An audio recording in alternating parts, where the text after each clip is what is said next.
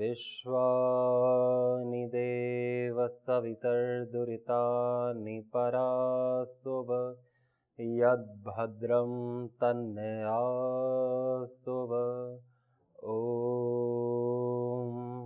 शान्ति शान्ति शान्तिः। नमस्ते। शास्त्र हमारी सहायता करते हैं हमारे अंदर के शास्त्र को जागृत करने में। गुरु हमारी सहायता करते हैं हमारे अंदर के गुरु को जागृत करने में। हम सब के भीतर वेद हैं, हम सब के भीतर गुरुओं का गुरु है, सभी के भीतर ज्ञान है, सभी के भीतर परम शांति, परम आनंद की स्थिति है, चेतना है सबके भीतर। उस तक पहुंचने में जो पाथेय हमारा बनता है वो है सत्संग, शब्द, शाब्दिक ज्ञान, अपरा ज्ञान, जो हमें परा ज्ञान तक पहुंचाता है। शब्द जो हम सुनते हैं उस पर हम विचार करते हैं। ये नहीं कि हमने शब्द सुन लिए और शब्द को रट लिया और उस पर विचार नहीं किया और उन्हीं रटे हुए शब्दों को हम मानने लगे या दूसरों को बोलने लगे। उन शब्दों पर हम विचार करते हैं, तब विचार करने के बाद हमारी श्रद्धा होती है, हमारी पूरी तरह मान्यता होती है अंदर से, और हम गलत दिशा में नहीं मानते उसके अर्थ को। एक शब्द के कई सारे अर्थ हो सकते हैं। एक शब्द का एक अर्थ तो गुरु बता रहा है और उस अर्थ को मैं ग्रहण नहीं कर रहा, मैं अपने से उसका कुछ अर्थ मान रहा हूं। जितने लोग उतने अर्थ निकल सकते हैं। सही अर्थ में शब्दों को मानते हैं तो हम सही दिशा में, हमारी साधना आगे बढ़ती है। इसी प्रकार हम शास्त्रों को समझते हैं, जो अपने वैदिक वाङ्मय, इतना सारा जो संस्कृत साहित्य में संतों की वाणी है, ऋषियों की वाणी है, उस वाणी का जब हम स्वाध्याय करते हैं, अध्ययन करते हैं, पाठ करते हैं, तब हमें आत्मज्ञान होता है, स्वयं अपने बारे में पता चलता है। इसी को स्वाध्याय कहते हैं, स्व का अध्ययन करना। स्व का अध्ययन करने के दो तरीके बताए, ओमकार का जप या मोक्ष शास्त्रों का पठन, जैसे गीता, उपनिषद, वेदांत, जो हमें अपनी आत्मा के बारे में बताएं, अपने अस्तित्व के बारे में बताएं, जो है उसके बारे में बताएं, वही है स्वाध्याय। और ओमकार का जप, ओमकार के जप करने से भी हमारी सारी चित्त वृत्तियां शांत होती हैं और चित्त वृत्तियों के शांत होने पर हमें स्व का बोध होता है। नहीं तो हमें वृत्तियों का बोध होगा। मन में वृत्तियां रहेंगी तो मन वृत्तियों को जानने वाला होगा, और मन वृत्ति रहित होगा तो मन स्वयं को जानने वाला होगा।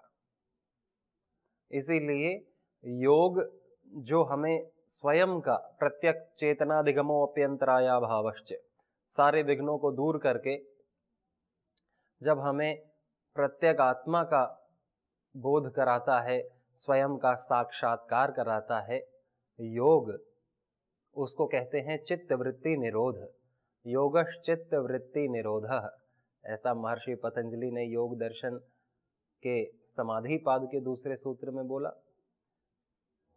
कि चित्त वृत्ति का निरोध करना ही योग है। और योग करने से क्या लाभ है? तदा दृष्टु स्वरूपे अवस्थानम, दृष्टा अपने स्वरूप में स्थित हो जाता है, आत्मा आत्मा हो जाती है, दृष्टा दृष्टा हो जाता है, चेतना चेतना हो जाती है। अन्यथा तो बहुत सारी वृत्तियां मन में आती हैं। अगर चित्त वृत्तियां शांत नहीं होंगी तो वृत्ति सारूप्य मित्रत्व, वृत्ति के सारूप्य हो जाएगा दृष्टा, वृत्ति के सारूप हो जाएगी आत्मा, तो आत्मा अपने को वृत्ति मानेगी कि ये विचार मैं हूं, ये भाव मैं हूं। विचार आया मैं पुरुष हूं, मैं सुंदर हूं, मैं धनी हूं, मैं रोगी हूं, मैं सुखी हूं, ऐसी वृत्तियां आती हैं। वृत्ति के अनुरूप अपने आप को देखना, ये है वृत्ति सारूप्य मित्रत्व।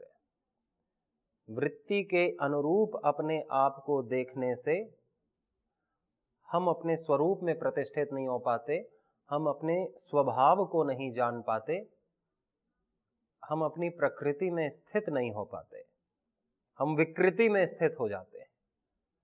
इसलिए मन को वृत्ति रहित करना, वृत्ति निरोध करना, इसको योग कहा कि जब सारी वृत्तियां शांत होती हैं तब जाकर के आत्मज्ञान, आत्मस्थिति, आत्मस्वरूप की प्राप्ति होती है। आत्मा स्वयं का दर्शन, स्वयं की स्थिति, स्वयं की अनुभूति, कुछ भी कहें, ये प्राप्त होता है आत्मज्ञान। परंतु उसके पहले हमें वृत्ति हटानी है, तो सबसे पहले तो हमें गलत वृत्तियां हटानी है। गलत वृत्ति हटाने से ही व्यक्ति मानव बनता है, उसमें मानवता आती है। जब तक वो अपनी गलत वृत्तियां नहीं हटाएगा, बुराइयों को नहीं हटाएगा, दोषों को नहीं हटाएगा, तब तक तो उसकी मानव संज्ञा ही नहीं होगी। मानव संज्ञा नहीं होगी तो उसमें मानवता नहीं आएगी। मानवता नहीं आएगी तो वो आत्मा को कैसे प्राप्त करेगा? अनुभव पूर्णता का दर्शन कैसे करेगा? हर मानव पूर्ण है। भगवान ने सबको पूर्ण बनाया, मानव को भी पूर्ण बनाया, इस प्रकृति को भी पूर्ण बनाया। परंतु भगवान ने जिसको नहीं बनाया वो है विकृति, वो पूर्ण नहीं है। अब जो व्यक्ति गलत सोचता है, गलत भाव रखता है, दोष करता है, असत जीवन जीता है, वो तो विकृति में है, वो प्रकृति में नहीं है, वो नेचुरल नहीं है। कहते भी हैं बी नेचुरल, प्राकृतिक रहे। लेकिन जो प्राकृतिक नहीं है, जो विकृति में है, गलत भाव, गलत विचार, गलत कर्म कर रहे हैं, वो तो मनुष्य मानवता से भी अभी दूर है। तो सबसे पहले तो जो गलत वृत्तियां हैं उनका निर्मूलन करना, अपनी वृत्तियों का परिष्कार करना, कि हमारी मन में, हमारे चित्त में कभी भी कोई गलत वृत्ति ना आए, न स्वयं के प्रति, न दूसरों के प्रति, न किसी के प्रति, किसी दृश्य के प्रति नहीं, किसी ध्वनि के प्रति नहीं, किसी गंध के प्रति नहीं, किसी रूप के प्रति नहीं, किसी रस के प्रति नहीं। शब्द, स्पर्श, रूप, रस, गंध, ये 5 विषय हैं जो हमारी पंच ज्ञानेंद्रियां लेती हैं। अलग अलग पंच ज्ञानेंद्रिय के अलग अलग 5 विषय, पंच तन्मात्राएं। अपने और सब के प्रति हमारे मन में सद्भावना हो या ना हो, दुर्भावना नहीं होनी चाहिए। दुर्भावना नहीं रहेगी तो अपने आप सद्भावना ही रहेगी। भाव शून्यता भी ठीक है, सद्भावना होने से हम मानव बनते हैं, हम में मानवता आती है, हम असुर नहीं होते। असत छूट जाता है अपने आप, उसे छोड़ना नहीं पड़ता। असत आसुरी उपाधि तभी मिलती है जब आसुरी विचार होते हैं। आसुरी विचार क्या है?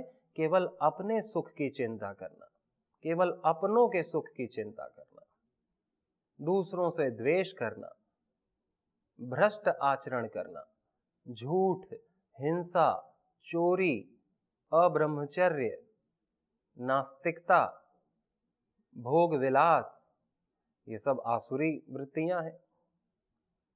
ये सारी वृत्तियां शांत हो जाती हैं, दूर हो जाती हैं, तो अपने आप व्यक्ति में अच्छी वृत्तियां अपने आप आती हैं, सात्विकता अपने आप आती है, ज्ञान अपने आप अंदर से निकलता है। बादल हट जाते हैं तो सूर्य को लाने के लिए कोई दूसरा प्रयास थोड़ी करना पड़ता है। बादल के हटते ही सूर्य का प्रकाश तो था, वो हम तक पहुंचता है। ज्ञान तो निरंतर ही आत्मा का स्वरूप ही है, ज्ञान स्वरूप है आत्मा, आनंद स्वरूप है आत्मा, चेती शक्ति है। तो वही चेतना, वही उत्साह, आनंद, ज्ञान प्रकट हो जाता है जब हमारे भीतर से हर बुरी वृत्ति शांत होती है।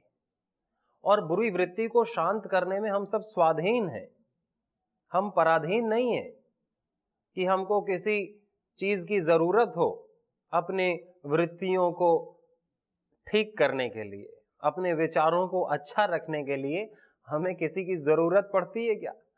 या दिन की जरूरत पड़े या रात की पड़े, या किसी विशेष उत्सव की या चतुर्थी की, एकादशी की, पूर्णिमा की जरूरत पड़े, या किसी पंडित की जरूरत पड़े, या किसी भी चीज की जरूरत तो हमें नहीं पड़ती। अच्छे विचार तो हम तत्काल रख सकते हैं, उसमें कोई समय भी नहीं लगता। समय नहीं लगता, बुराइयों को छोड़ने में समय नहीं लगता, अच्छा होने में समय नहीं लगता, और बुराइयों को छोड़ने में हम स्वाधीन हैं। बुराइयों को छोड़ने से व्यक्ति अच्छा बन जाता है, और अच्छे व्यक्ति से ही अच्छे कर्म होते हैं, और अच्छे कर्म करने वाला व्यक्ति ही मुक्त हो जाता है, पूर्णता का अनुभव करता है। ये नहीं कि बुरा व्यक्ति अच्छे कर्म करेगा तो वो अच्छा हो जाएगा। वो व्यक्ति ही बुरा है, उससे अच्छे कर्म कैसे होंगे? बुरा व्यक्ति बुरे कर्म ही करेगा, क्योंकि उसके अंदर बुराई है, वो जो भी करेगा बुरा करेगा। बुरा व्यक्ति यदि हवन में भी बैठा तो क्या उसका मन हवन में लगेगा? उसका मन यही लगेगा कि मैं कब यहां से उठूं, या मेरी कोई फोटो खींचे, यहाँ पे मेरा नाम ले कि देखो ये हवन कर रहे हैं, ये बड़े आध्यात्मिक है। बुरा व्यक्ति यदि दान भी देगा तो क्या वो दूसरों की भलाई के लिए? वो अपने ही यश, सम्मान, गौरव के लिए देगा। बुरा व्यक्ति यदि संतान उत्पत्ति भी करेगा तो उसमें भी उसी की छाया रहेगी, उसी के जीन्स, जेनेटिक्स रहेंगे। बुरे व्यक्ति के हर कर्म बुरे हो जाते हैं, और अच्छे व्यक्ति के तो हर कर्म अच्छे हो जाते हैं। श्री कृष्ण अच्छे थे तो उन्होंने वध भी किया तो भी धर्म के लिए। अर्जुन अच्छा था, उसने युद्ध भी किया तो भी धर्म की स्थापना की हुई, उससे भी सबका कल्याण हुआ। उसने हत्या भी की तो सबके कल्याण के लिए। अच्छा व्यक्ति से अपने आप अच्छे कर्म होते हैं, बुरे व्यक्ति से अपने आप बुरे कर्म होते हैं। तो ये नहीं कि हम अच्छे कर्म करने से हम अच्छे हो जाएंगे, अच्छे होने से हमसे अपने आप अच्छे कर्म होंगे। और अच्छा होने के लिए बस बुराई को छोड़ना पड़ता है कि मेरे में जो दोष हैं, असत है, गलत आदतें हैं, उनको मैं छोड़ देता हूं तो मैं अच्छा हो गया। हम एक दिन में नहीं, एक पल में अच्छे हो सकते हैं। और अभी हम अच्छे हैं। अभी जब हम प्रवचन सुनते हैं, प्रवचन करते हैं, तो हम सब कितने अच्छे हैं, क्योंकि हमने सारी बुराई छोड़ दी, हमारे मन में भी कोई बुराई नहीं, तो हम अच्छे हैं। लेकिन ये अच्छाई क्या सदा के लिए बनी रहेगी? वो तो हमारे ऊपर है, बनी भी रह सकती है यदि हम गलत काम ना करें तो। और यदि हम प्रवचन खत्म होते ही कुचेष्टा करने लगें, दुष्कर्म करने लगें, झूठ बोलने लगें, हिंसा करने लगें, चोरी करने लगें, निंदा चुगली घृणा करने लगें, तो फिर हम गलत हो जाएंगे। अच्छाई को छोड़ दिया हमने, बुराई को पकड़ लिया। अच्छाई छोड़ने से व्यक्ति बुरा हो जाता है और बुराई छोड़ने से व्यक्ति अच्छा हो जाता है। और ये पल की बात है, ये नहीं कि मैं 1 महीना प्रैक्टिस करूंगा अच्छा होने की। व्यक्ति तत्काल बुराइयों को छोड़ने में स्वाधीन है, स्वतंत्र है। और स्वाधीनता व्यक्ति को पसंद होनी चाहिए कि मैं पराधीनता मुझे पसंद नहीं है, स्वाधीनता मुझे पसंद है। और मुझको ये जो स्वाधीनता दी गई है कि मैं बुराइयों को छोड़ सकता हूं और मैं अच्छा बना रह सकता हूं, इसका मैं कभी दुरुपयोग नहीं करूंगा। मैं अपने स्वाधीनता का कभी भी दुरुपयोग नहीं करूंगा। ये स्वाधीनता मुझे इस सृष्टि से मिली है, इस विधान से मिली है, परमात्मा की कृपा से मिली है। इस स्वाधीनता का कि मैं अच्छे कर्म कर सकता हूं, मैं अच्छा बन सकता हूं, मैं अच्छा हूं, मैं बुराई छोड़ सकता हूं। बुराई छोड़ने से मैं अच्छा हो जाऊंगा। अच्छा हो जाऊंगा तो मैं जो भी करूंगा वो सबके हित के लिए होगा, जो भी बोलूंगा सबकी भलाई के लिए होगा, सत्य होगा। जो भी सोचूंगा वो भी सबके सद्भाव के लिए होगा। तो ये करने में मैं स्वाधीन हूं और मैं अपनी स्वाधीनता का, ये जो मुझे मिली है इस विधान से, परमात्मा की कृपा से, मैं इसका कभी दुरुपयोग नहीं करूंगा और मैं पराधीनता कभी पसंद नहीं करूंगा। पराधीनता मुझे कतई पसंद नहीं कि मैं किसी दृश्य के पराधीन हो जाऊं।